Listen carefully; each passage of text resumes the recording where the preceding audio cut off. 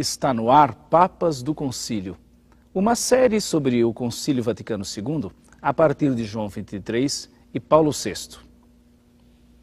Como você tem nos acompanhado, veremos agora todo o percurso de 62 a 64 mais ou menos. Naqueles tempos, o Papa João 23 abre o Concílio Vaticano II no dia 11 de outubro de 62. Nesses tempos, o nosso Paulo VI ainda está em Milão como arcebispo e já é cardeal e participa das primeiras sessões do Concílio Vaticano II. Os registros dizem que naquelas primeiras sessões, o nosso querido Paulo VI, cardeal Montini ainda, tem uma função importante. Ele recorda a natureza colegial do concílio. O que significa natureza colegial? Significa que a igreja não é nenhuma monarquia fechada, encabeçada por uma única pessoa, e a igreja também não é uma democracia ao modo social dos parlamentos, em que a gente muda tudo, decide tudo apenas no voto. A igreja é especialmente uma comunhão, e essa comunhão é expressa pela colegialidade, ou seja, o colégio dos bispos. Os bispos se unem colegialmente. Todos são sucessores dos apóstolos e têm responsabilidades pastorais para santificar, conduzir, animar a vida da igreja, ensinar a sã doutrina.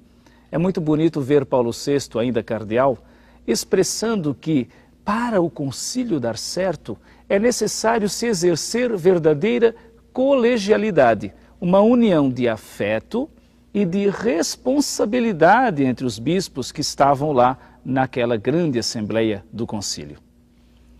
É interessante ainda notar que já nessas cenas Paulo VI é eleito Papa, para sua surpresa. Ele começa o pontificado e assume então o nome de Paulo VI, inspirado no grande apóstolo Paulo. De fato, o apóstolo Paulo é a figura que vai mover, inspirar o pontificado de Giovanni Battista Montini. Um detalhe interessante é que naquele tempo o Papa, além de Bispo de Roma, tinha um outro título que era chefe dos Estados Pontifícios, na época já modificados, mas ele continuava usando a coroa, que significava o seu poder também social, político e temporal. Porém, a gente sabe que na visão bíblica não é importante que o Papa seja rei ou imperador. O mais importante é que ele seja pastor universal da Igreja e sucessor de Pedro, mesmo enquanto chefe do Estado do Vaticano. É por isso que Paulo VI toma uma atitude corajosa. Ele, após ser coroado, como era o costume, ele retira a tiara, aquela coroa que simbolizava a soberania do Estado, o seu papel pessoal e político, e ele diz: o valor em dinheiro desta coroa eu quero doar para a Diocese de Milão usar com os pobres. Veja, o Papa mantém sua soberania, o Papa mantém a sua autoridade pastoral, o Papa fica sempre como o primeiro no colégio dos bispos, mas ele renuncia a elementos que não são do Evangelho, elementos de poder, elementos de status, elementos imperiais que vieram depois sendo agrupados na tradição por conta da história. É muito bonito ver um Papa dizendo: eu sou muito mais sucessor de Pedro, pescador, do que sucessor de Constantino, o imperador.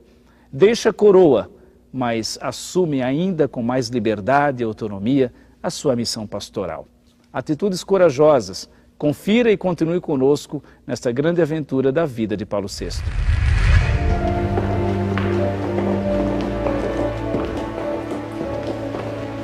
O Dom Primo Mazzolari. Sua Santidade vai informá-lo que o Santo Ofício abrirá um processo contra ele. Dom Primo!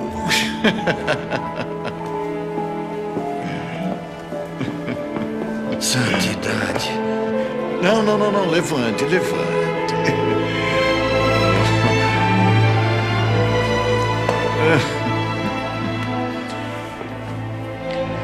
Aqui está a trombeta do Espírito Santo do Vale do Pó.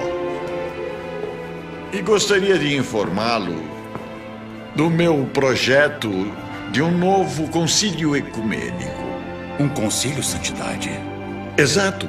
Convocamos a Roma todos os bispos para ouvirmos a voz de toda a igreja sobre as opiniões extremas de Dom Primo.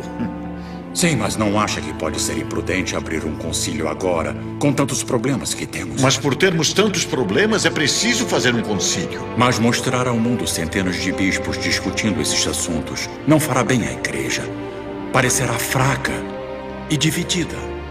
Ao contrário, Eminência, parecerá sincera e aberta.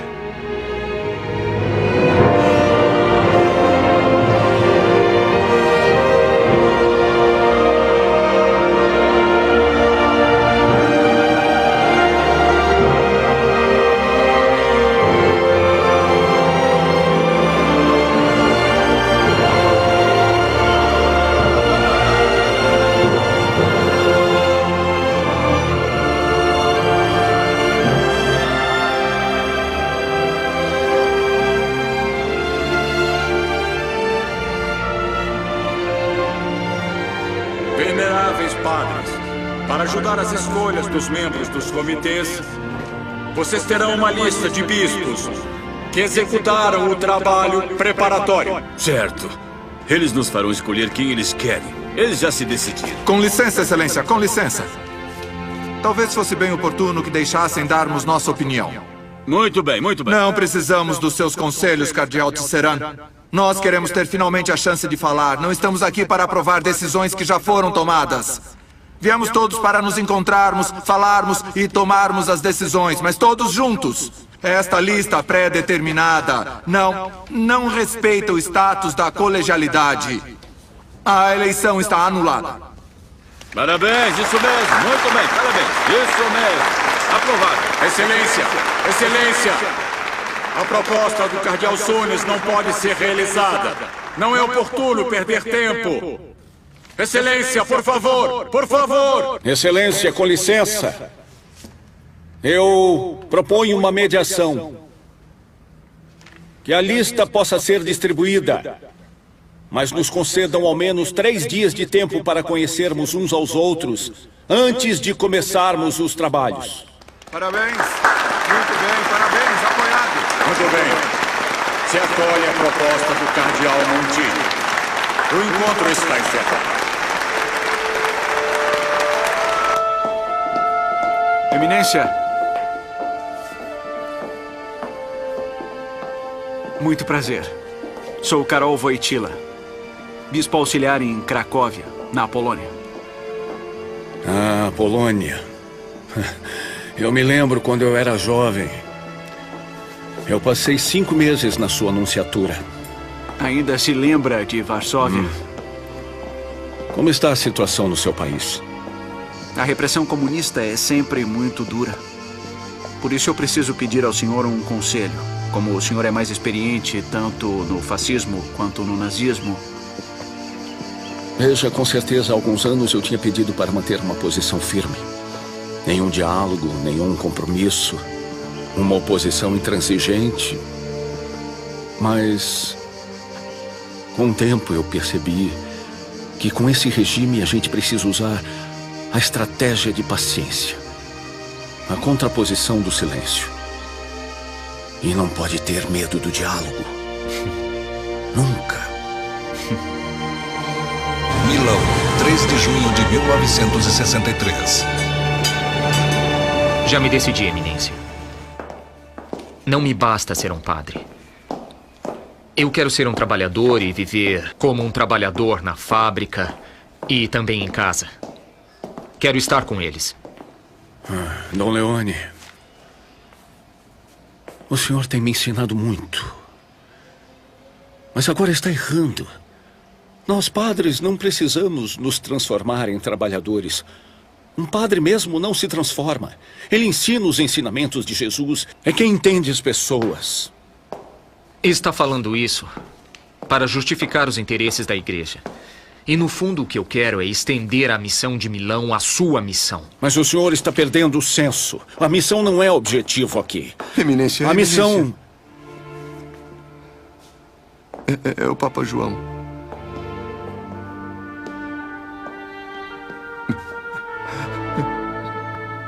Oh, meu Deus.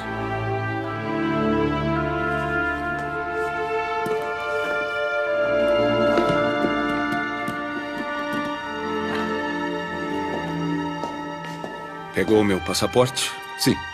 O senhor vai precisar. Dom Pasquale, agora vamos para Roma. Depois do conclave, iremos para a Irlanda como previsto.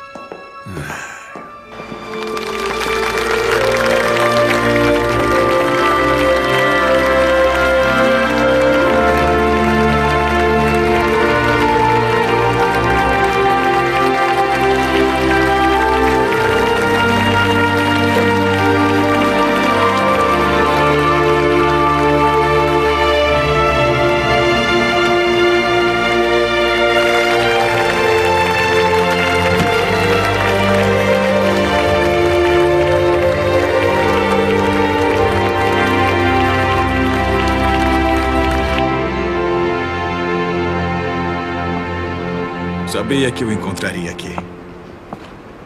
Aldo. O melhor lugar de Roma para se conseguir pensar. Que bom te ver. E quem precisa pensar mais do que o futuro Papa? Não. Por sorte, o Espírito Santo não me escolherá. É por isso que será o escolhido. Aldo, eu não sou o homem certo. Há candidatos muito melhores que eu. Talvez, mas agora será o senhor. A propósito, quero mostrar uma coisa.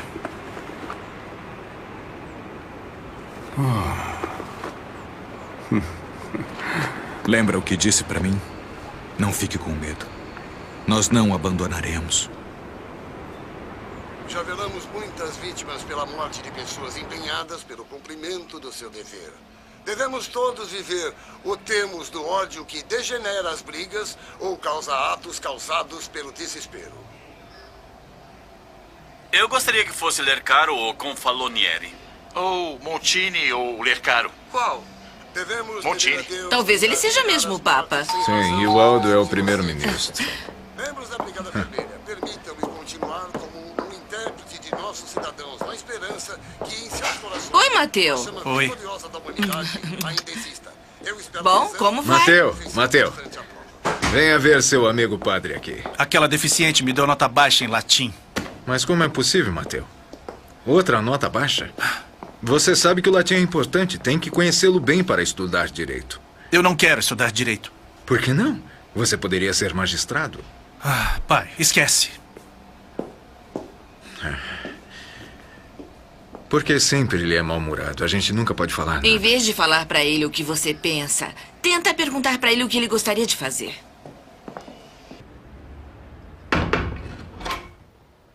Eminência.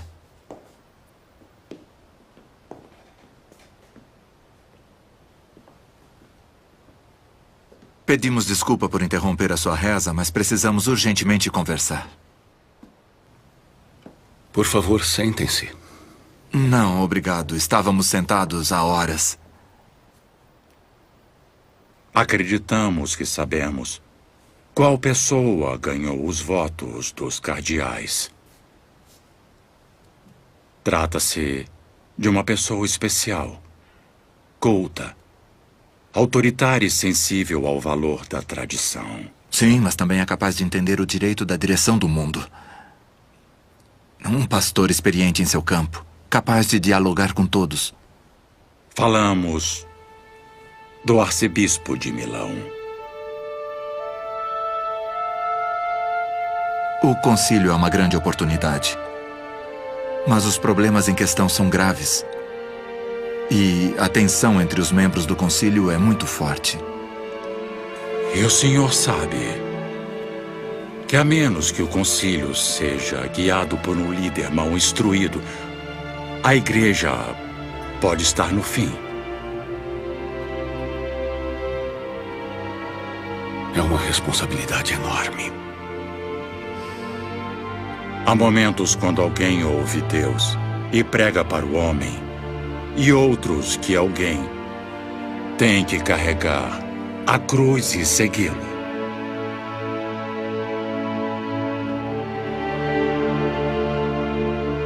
Se ele me chama, eu respondo.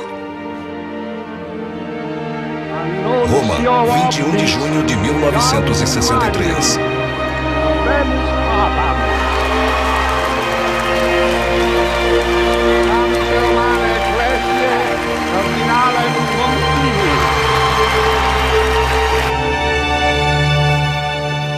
As mangas estão um pouco curtas. Bom, então, no momento faremos assim. E depois faremos com as medidas certas. Santidade. Obrigado.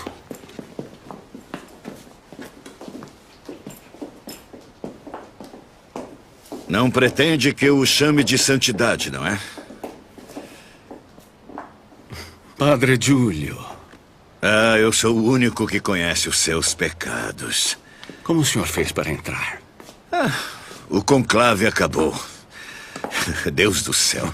Eu sou o confessor do Papa. Viu só o que eles fizeram comigo? Bom, são coisas que acontecem com os cardeais.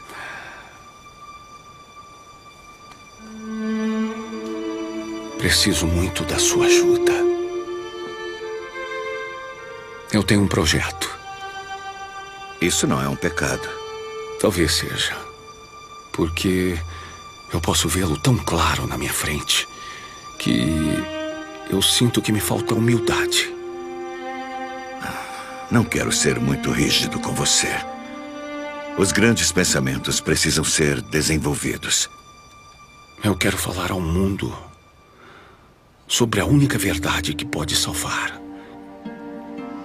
Que é mais forte do que qualquer teologia. Eu quero que a igreja contribua com o nascimento de uma nova civilização, fundada no ensinamento mais importante que Cristo nos deixou. Uma civilização de amor, sempre seguindo sua aspiração, que vem de Deus, não da presunção. Eu acho que essa ideia pode lançar uma nova vida no concílio e reunir as diferentes almas da igreja. Mas não posso fazer isso sozinho. Deus colocou você nessa bagunça e você tem todo o direito de pedir que Ele te ajude.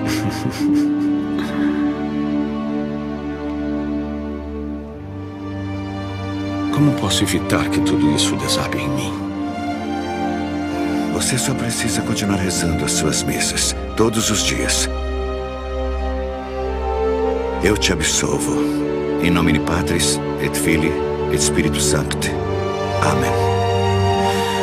Agora se levante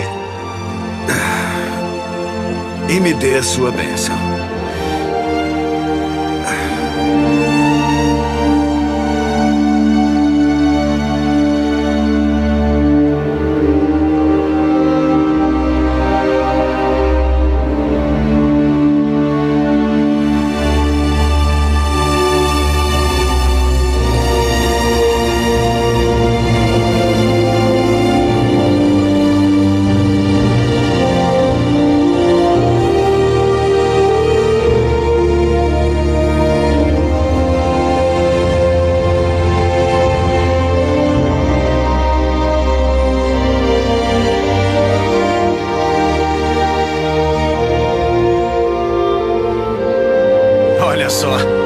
Ele está usando a coroa do imperador. Eles pararam na Idade Média.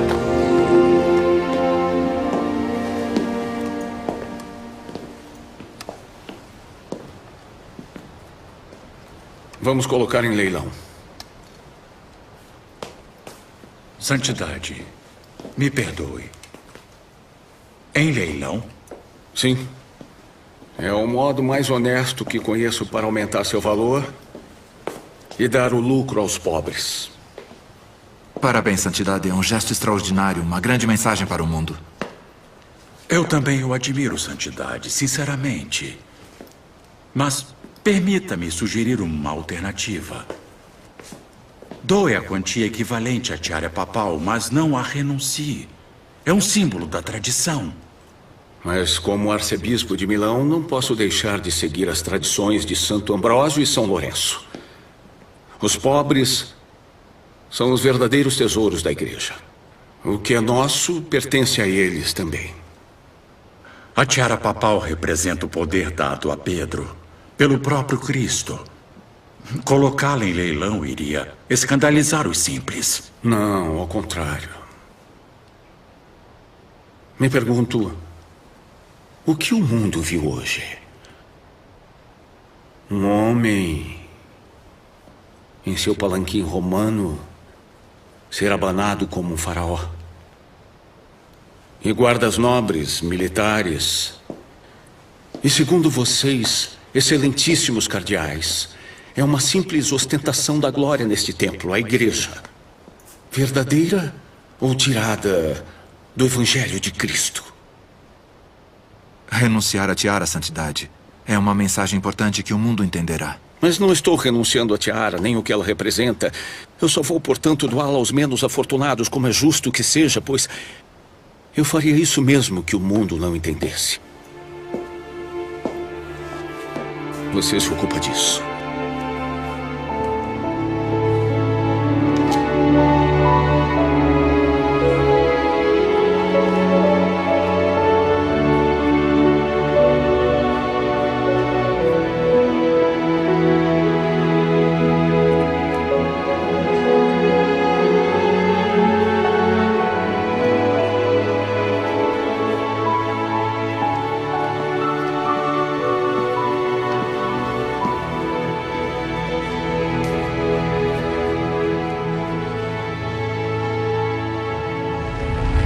Nós temos que reconhecer que sem Paulo VI, talvez a reforma litúrgica não tivesse chegado ao ponto que chegou.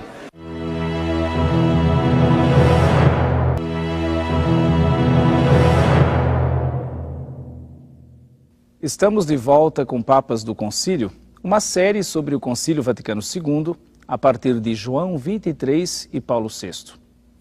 Paulo VI, nosso querido Papa Montini, como era o seu nome, já está em pleno trabalho retomando as assembleias, as sessões do Concílio Vaticano II.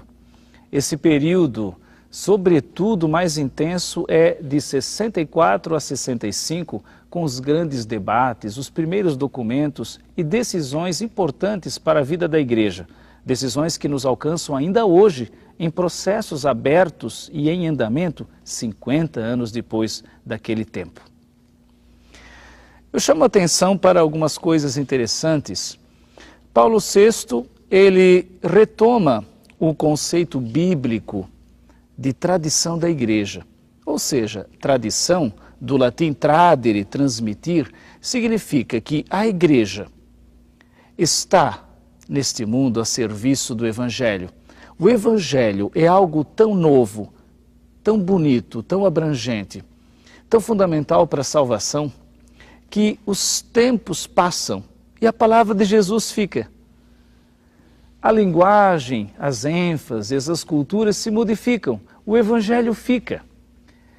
Este é o sentido verdadeiro de tradição. O Evangelho é tradicional não porque seja uma coisa antiga. O Evangelho é tradicional porque ele é sempre novo. A Igreja o repropõe, o mesmo Evangelho, com outras ênfases e linguagens, conforme os tempos, conforme a época. Mas o Evangelho de Jesus é sempre novo. Por isso Jesus mesmo dizia que o homem sábio tira do baú coisas novas e velhas, conforme o tempo, o momento e o que é mais oportuno. É neste sentido que Paulo VI, junto com o Concílio Vaticano II, defende que, seguindo a grande tradição da Igreja, a liturgia seja celebrada nas línguas locais. Porque falar latim na liturgia não era a tradição original da Igreja. Jesus mesmo não teria celebrado em latim, pois ele era judeu e não romano. Portanto, a língua tradicional da Igreja é a língua do povo de Deus. Assim como se lê em Atos dos Apóstolos, capítulo 2. Ouviram o discurso de Pedro, o primeiro Papa, medos, elamitas, persas, judeus, sírios, árabes, cretenses, prosélitos, judeus de toda a área. É tradicional na Igreja que a palavra de Jesus seja anunciada nas línguas de todas as nações, como ele disse, ide e anunciai as nações. Paulo VI é o Papa que anuncia as nações. Devolve a liturgia para a língua do povo de Deus, porque todas as línguas estão lá em Pentecostes. E faz mais, se torna porta-voz do Evangelho além da Itália. É o primeiro Papa que viaja em missão desde muitos séculos. Bem que ele se quis chamar Paulo VI, não só no espírito, mas nas obras. É um Papa que segue os passos de Paulo. Continue conosco nessa incrível aventura do Concílio Vaticano II com seus papas.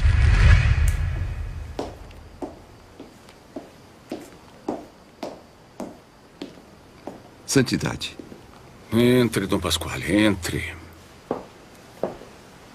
Aqui, uma breve declaração para dar à imprensa sobre o sequestro de Moro.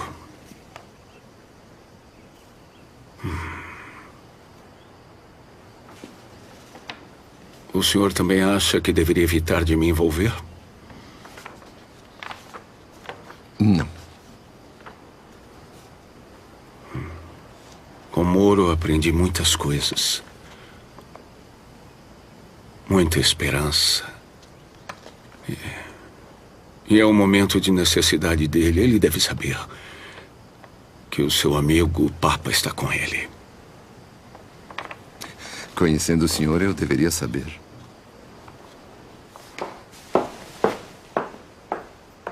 Boa tarde.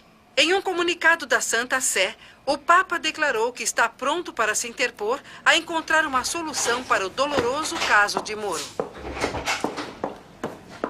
Já soube? O Papa decidiu intervir pessoalmente. Hoje o partido diz que não haverá negociações com os sequestradores. O que o Papa tem a ver? E não deve haver nenhuma interferência do governo. E adivinha quem o convenceu? Você? Você convenceu o Papa a não fazer nada para salvar Aldo? Você está pensando em sua família? O que você acha? Que não vou fazer de tudo para ajudá-lo? Que não ligo? Mas temos que ter respeito pelos 5 mortos da Via Fani. Ou não? Não creio que causando outra morte seria respeito. A nossa única posição é politicamente possível em um Estado democrático. Desde quando? Roberto, quando é que o Estado se importou mais com um católico do que com a vida de um homem?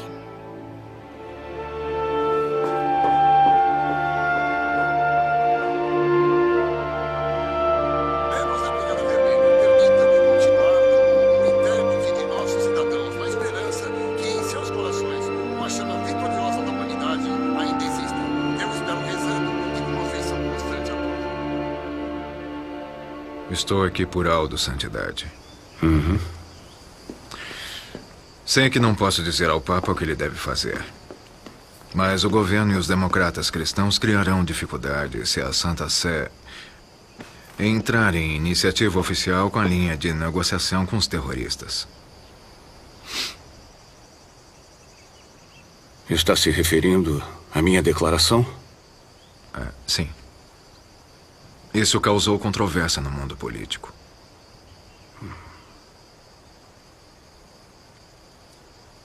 Se não podemos usar os meios oficiais, encontraremos outras alternativas. Certo.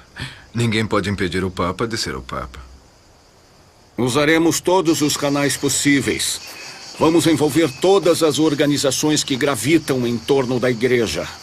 Eu não descarto a possibilidade de oferecer a liberação de dinheiro. Duvido que eles aceitem o dinheiro quando o que querem é o reconhecimento político. É melhor que o senhor entre, Santidade. Tentaremos estabelecer um contato através do capelão do cárcere. Bom, chamaremos o Monsenhor Curioli. Precisamos agir rápido, muito rápido. Eu recomendo, antes que termine o julgamento, e ele receba uma sentença.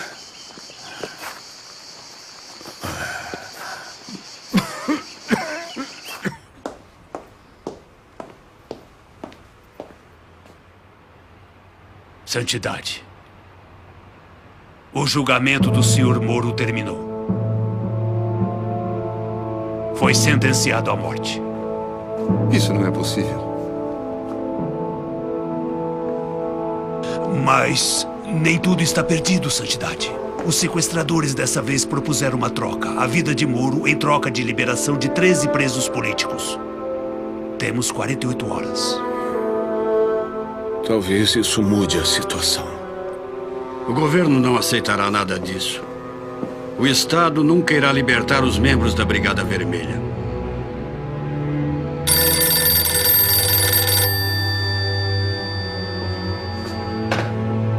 Alô?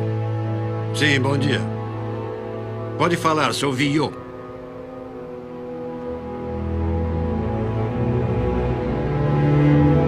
De acordo, eu direi ao Santo Padre. Infelizmente, a tentativa do Monsenhor Gurioni resultou em nada. Provavelmente o intermediário não cooperou. O que podemos fazer agora? Antes da expiração desse ultimato.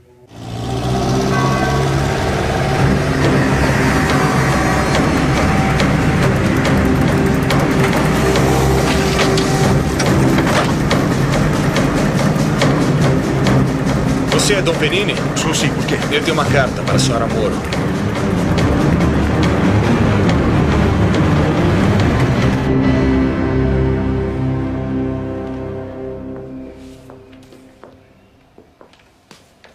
Esta é endereçada ao Santo Padre.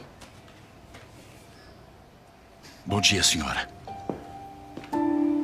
Me permito escrever para pedir ao senhor para contatar as autoridades relevantes do governo italiano a encontrarem uma solução para a libertação dos prisioneiros. A minha salvação retornará à minha família, com profunda gratidão, esperança e profundo respeito, o seu Aldo Moro. Moro me pediu para intervir e convencer pessoalmente o governo a aceitar a troca. E o que pensa em fazer? Essas palavras profundas me deixam triste, Cardeal Poletti. É um grito de súplica muito alto. Eu não posso ignorar. Vou escrever ao presidente da República pedindo que ele interfira. Não seria melhor antes ouvir a opinião do presidente do concílio? A credibilidade da Santa Sé ficará marcada.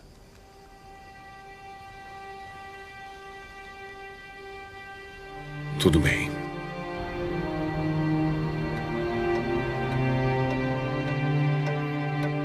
Eu estou pensando se estamos fazendo realmente o que podemos para o Aldo. Sim. Não devemos duvidar de nós. Mas o tempo está passando.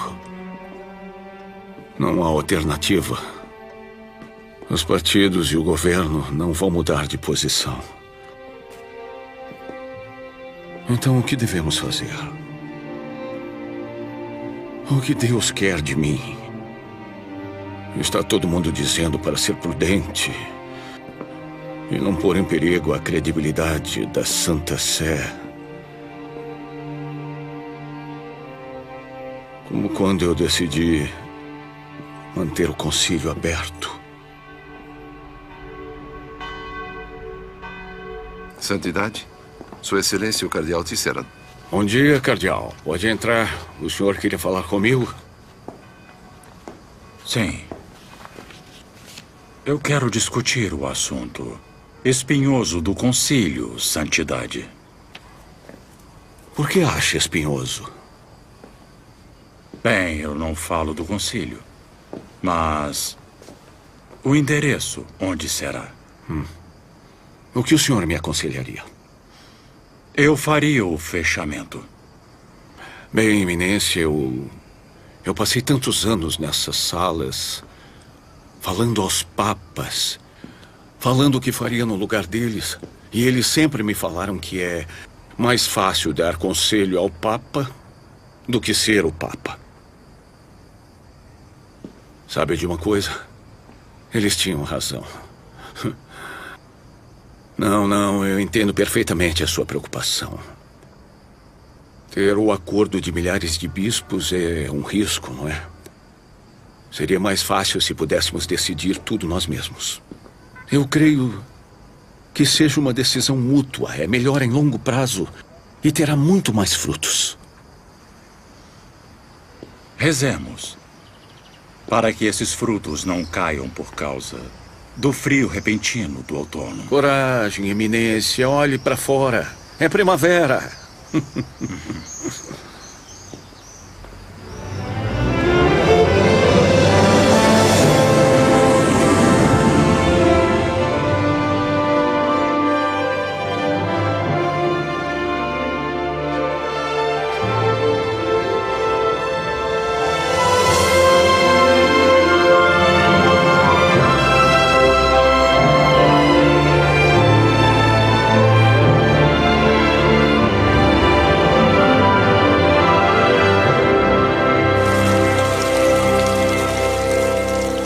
Decidir retomar o concílio foi uma decisão corajosa, Santidade.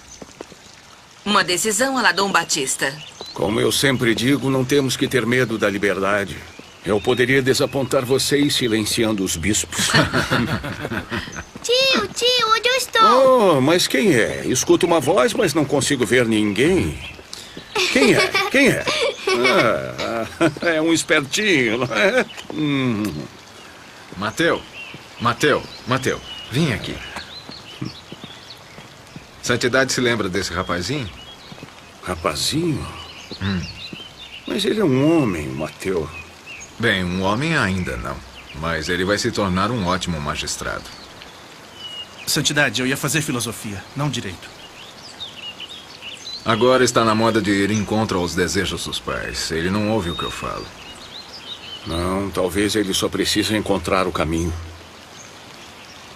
Santidade, eu ficaria feliz se pudesse falar um pouco com ele. É claro. Mas só se Mateu concordar. Santidade,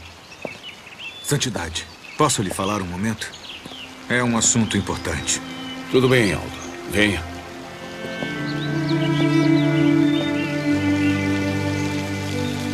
Me pediram para formar um novo governo.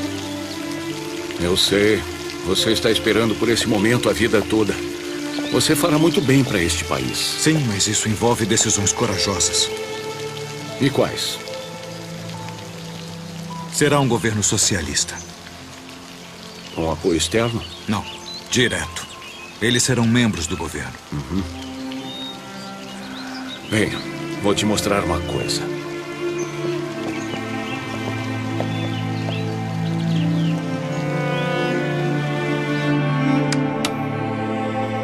É o olho do Papa. Mas é uma das salas do concílio. Exato. Veja bem, eu pensei que se eu estivesse sentado ali durante os encontros, muitos deles se sentiriam intimidados. Mas eu quero que os bispos digam o que eles realmente pensam, se for para ir ao encontro das necessidades das pessoas. Veja, Aldo, o que estou tentando dizer é que você não precisa da minha permissão para o seu governo.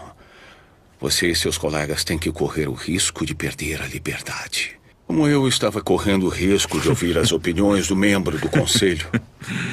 Abandonar o ritual tridentino e a língua latina será um grande atentado à fé. Os padres desse venerável concílio não devem mudar a tradição que nós todos herdamos. No mundo, há fome, no sentido literal da palavra. E o Monsenhor Lefebvre pretende anunciar o evangelho com a língua antiga dos romanos. Eu fui missionário na África por mais de 30 anos. Qual África, Monsenhor Lefebvre? Aquela da colônia europeia?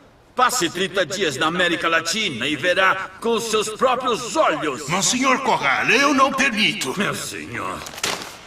Eles são bispos do concílio, mas parece que não se conciliam. Mas que fim? Vamos todos perder a fé? É verdade, eu tenho a razão. Isso não nos levará a nada. Não podemos perder a tradição. Assim não podemos permitir.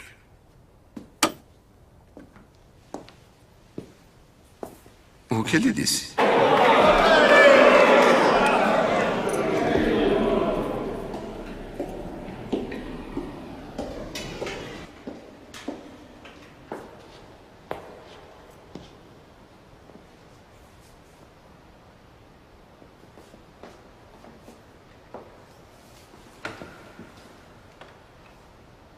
Veneráveis padres, eu temo que este concílio tenha começado de um modo ruim. Está acontecendo aquilo que eu temia. A fúria que chegamos discutindo tudo aqui, arriscando a dilacerar a igreja. Santidade, se nós nos opomos a todas as revisões, como lamentar se haverá divisão? Parabéns! Parabéns! Muito bem! Parabéns! A igreja não pode se separar. Parabéns! Eu lhe peço, Senhor, não permaneça em silêncio, meu Deus. Porque se o Senhor não falar, eu serei como aqueles que descem ao poço. O Senhor é a força do seu povo. refúgio do seu povo consagrado. Salve o seu povo e abençoe a sua herança. Guie e os ajude sempre. Veneráveis padres, veneráveis padres, veneráveis padres, Jesus disse: eu sou a vida e videira, vós os ramos. Não podemos produzir nenhum fruto se não permanecermos incorporados nele. Recordemos o que somos, de onde viemos. Não podemos falar ou discutir sobre a igreja sem nos lembrarmos de quem nos encarregou disso. Por esta razão, que convido a todos para uma pausa para rezarmos. Então vamos nos unir pessoalmente a Cristo, para que sua luz brilhante se aproxime da igreja e passe a iluminar todos os homens, anunciando o Evangelho a qualquer criatura.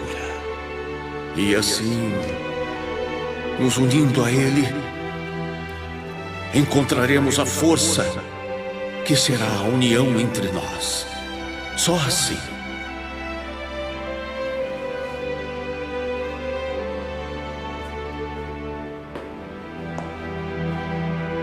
Pessoalmente, veneráveis padres, eu decidi ir de viagem a Jerusalém, na Terra Santa,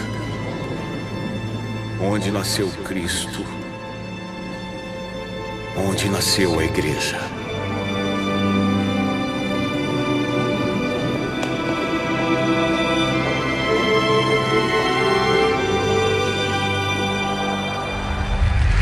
Se você quiser conhecer mais sobre o Concílio Vaticano II, acesse o portal a12.com/Vaticano2. a12.com/Vaticano2. Ali você encontrará notícias, reportagens, informações sobre as grandes mudanças trazidas pelo Concílio Vaticano II e a sua importância da época até a Igreja nos dias de hoje. A Igreja, através do Papa com os bispos, se pôs a ouvir o Espírito Santo, através dos muitos modos como ele fala e se manifesta.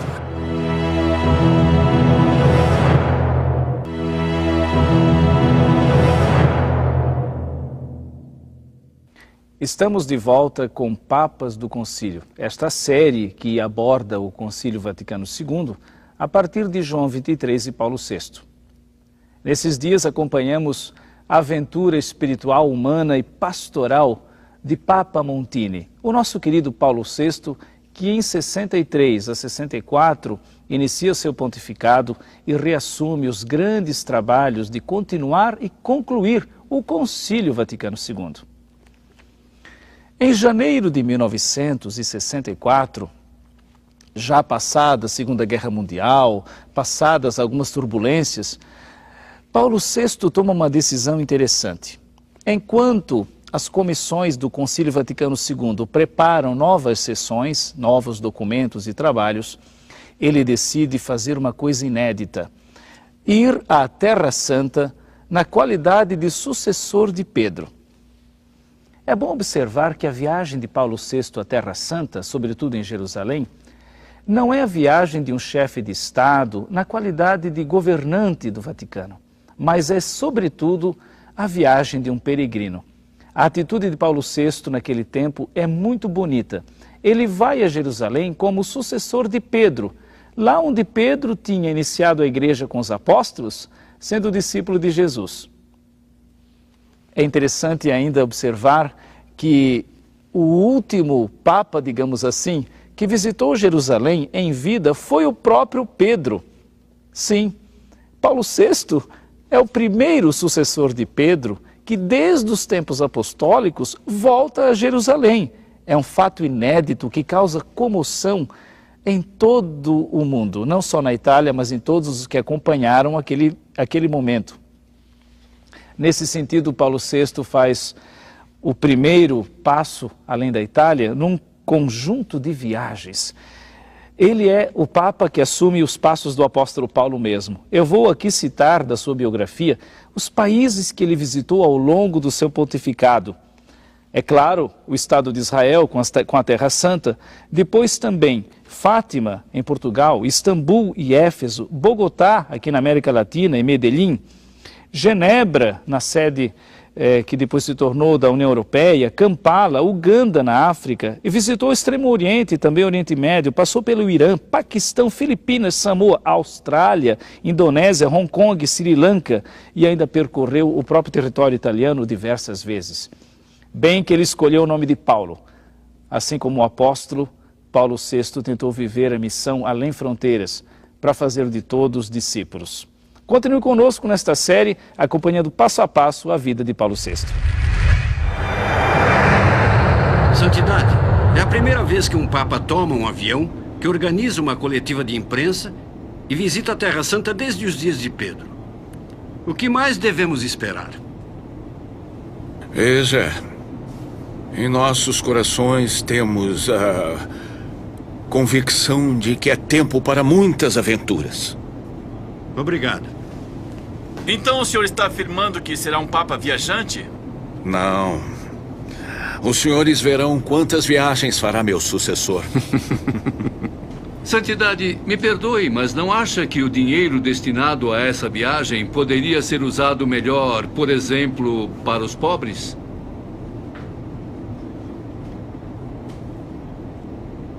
Nós iremos a um país torturado pela divisão para levar uma mensagem de paz. O senhor tem uma ideia de quanto custa a guerra em termos de perda da vida humana? Obrigado. Mas por que escolheu a Terra Santa como sua primeira viagem? Porque na Terra Santa foi onde tudo começou. A igreja pode ser autêntica na sua missão, seguindo os passos de Cristo. Obrigado. Senhores, no momento é tudo. Santidade? Bom. Boa viagem a todos. Obrigado. Obrigado.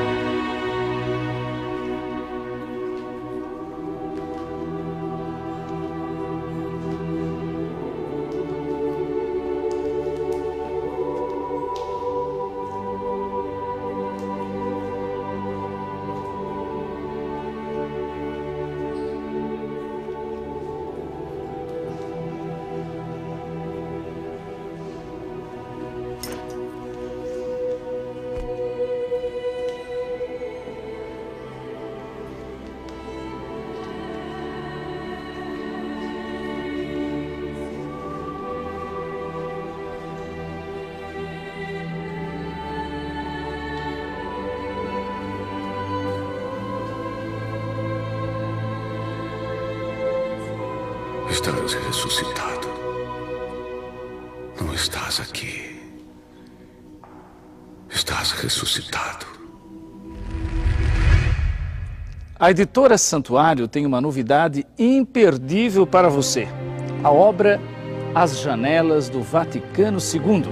Uma obra de 21 autores, teólogos da Faculdade Deoniana de Taubaté e da PUC de São Paulo, sobre o Concílio Vaticano II, seus grandes temas, desde sua realização até os dias de hoje.